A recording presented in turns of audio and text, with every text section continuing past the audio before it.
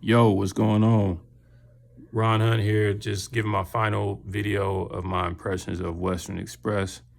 So it's unfortunate I got to make this video because I actually am no longer with Western Express. Can't honestly really say I was with them because I only went through orientation with them, and after that, um, things kind of went south that made me decide to just go ahead and leave. But yeah, so before I get to that, I'll just say that.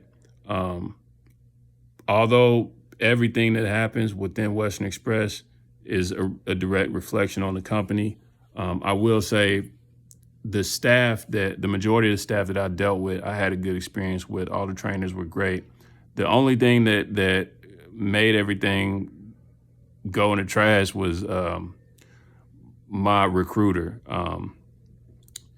There was some positive things that I had going on with her as far as how she was dealing with me, but there were some negatives. Like I said in a previous video, transparency, I'm big on that, and that was really kind of like the first major strike for me that made me even second guess going to Western Express. But long story short, it was just a big miscommunication problem between my recruiter and I.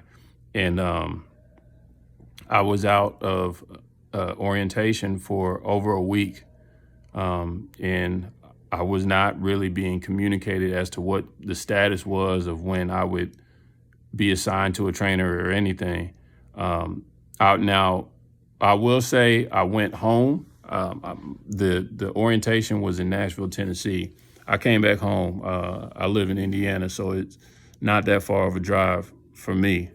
So I came home, but I communicated that to my trainer. I actually asked her before I even went to Nashville if she can look into confirming if it'd be okay if a trainer picks me up from home. And she said she'll look into it. Long story short, I've asked her that several times. She never really confirmed it. So on my last day out was on a weekend. It was on a Saturday. So she wasn't in to work. But there was a staff member there that I was checking in with because it was my last day of orientation. And I didn't want to stay in the janky hotel that they had for new drivers. So I paid for my own.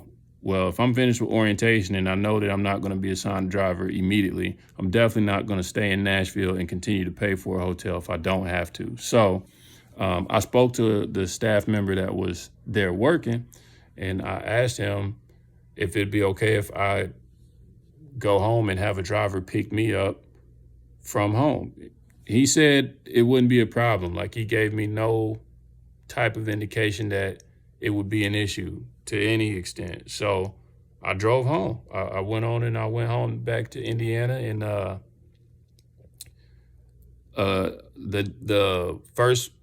the Monday, because I was naive thinking that come the next business day, I should hear something from them and be assigned a trainer.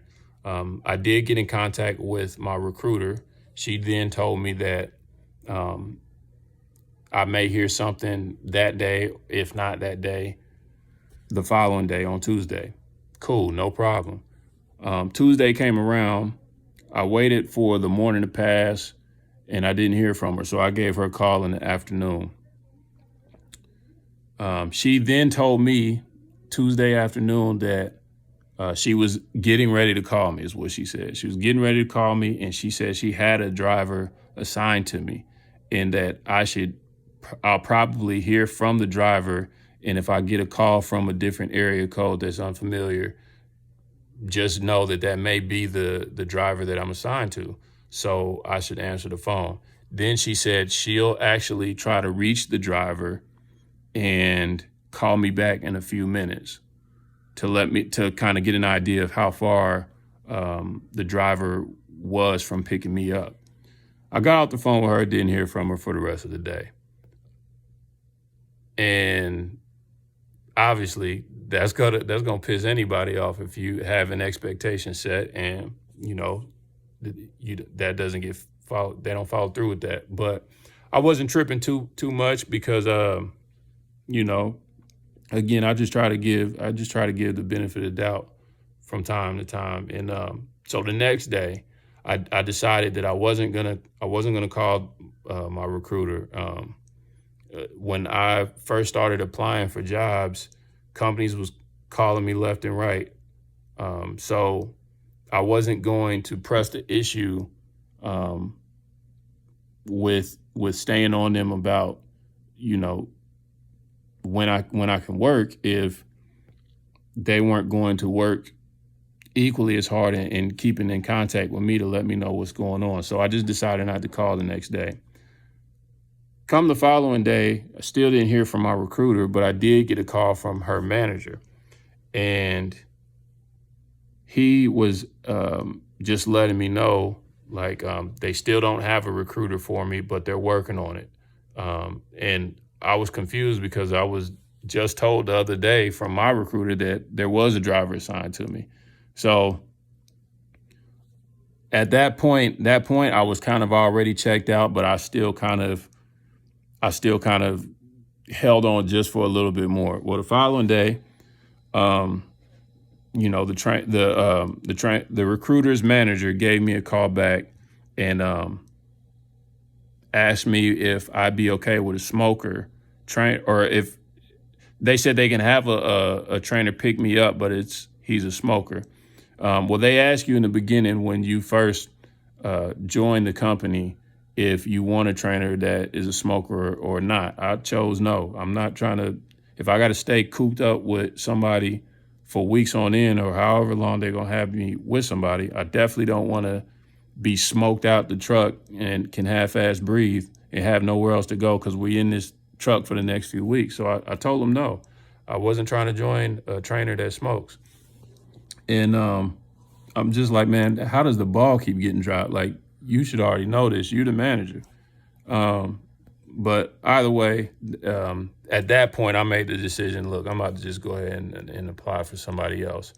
So I started looking for other companies. I ended up getting hired at Warner, and I'm actually here for their orientation process now. But I waited all the way up until a week later, a full week passed, and I just decided to go ahead and call Western Express and tell them, you know, I'm choosing to terminate my employment with the company.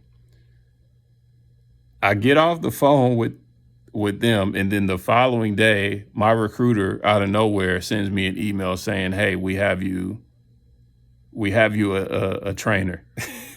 So I'm like, man, I'm so done with I don't want to say Western Express again, but unfortunately it's whatever the recruiter does is a direct reflection of the company.